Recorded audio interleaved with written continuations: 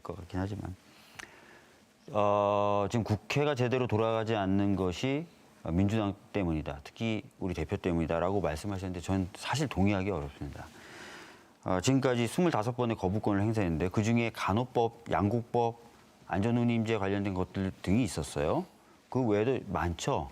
여러 법안들이 대통령 거부권에 의해서 무력화됐다가 특히 간호법 같은 경우에는 다시 통과되기도 했습니다. 아이러니 아주 웃기죠. 어떻게 보면은.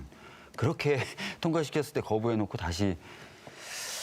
그러니까 지금 이런 양상도 좀 보셔야 될 것 같고요. 그다음에 국민들의 대략 60% 후반대, 거의 70% 육박하는 사람들이 김건희 특검이 필요하다. 각종 특검이 필요하다라는 요구가 나오고 있어요. 그 정도 가까운 국민들이. 이걸 계속 거부하고 있습니다. 본인과 본인의 배우자를 보호하기 위해서죠. 네. 이런 부분이 진정한 방탄이고 이런 부분이 국정을 마비시키고 있는 겁니다. 그래서 이걸 마치 민주당 때문이다라고 얘기하시는 거는 저는 이해할 수가 없어요. 잠시만 반박을 좀 제가 하겠습니다. 네. 물론 뭐 닭이 먼저냐 달걀이 먼저냐 이런 논란이 있을 수는 있습니다만 저희가 보는 관점으로서는 22대 국회 들어서 민주당이 절대 다수 의석을 가지고 있으면서도 굉장히 조급하다는 거예요.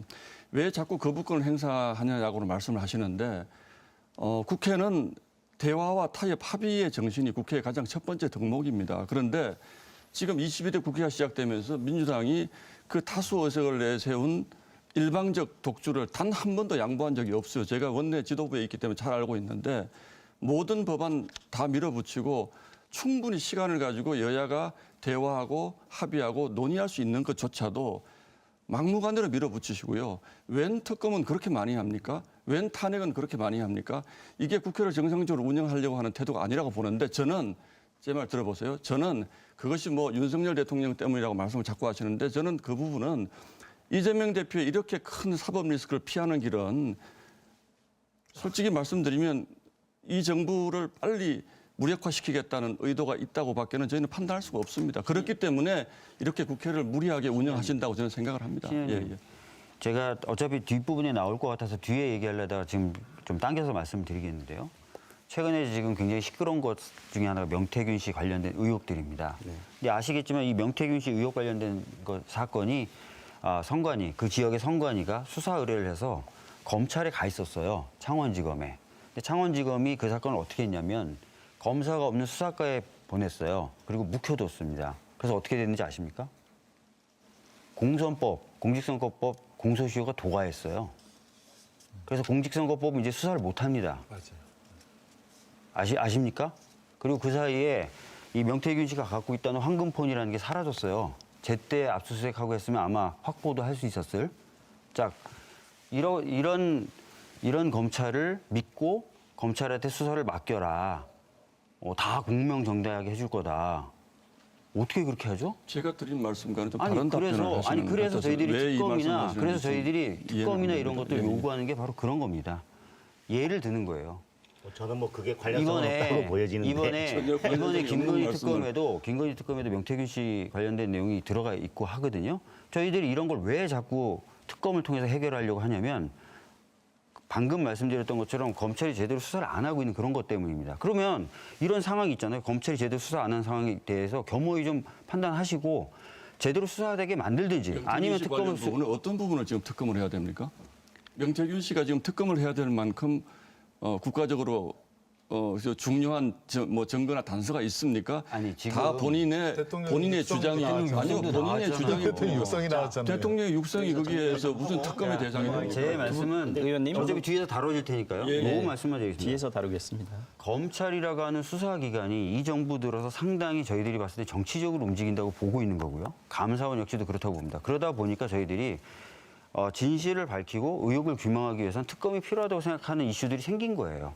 그러면 그 부분에 대해서 저희들이 특검을 추진하는 건데 역대 제가 알기로는 어떤 대통령도 자신의 가족들에 대한 특검이나 이런 걸 막기 위해서 거부권을 행사하진 않았다고 알고 있습니다. 근데 계속 그걸 쳇바퀴 돌듯이 하면서 본인 관련된 거, 본인 배우자에 관련된 걸 막는 데 집중하고 있다는 거예요. 거기서 저는 정치가 파행되고 경색되는 것이 나온다고 봅니다. 자, 마지막 반론 듣고 다음으로 넘어가겠습니다. 저는 말씀드리겠습니다. 지난 정권 5년 내내 적폐청산을 했던 검찰도 지금의 검찰입니다.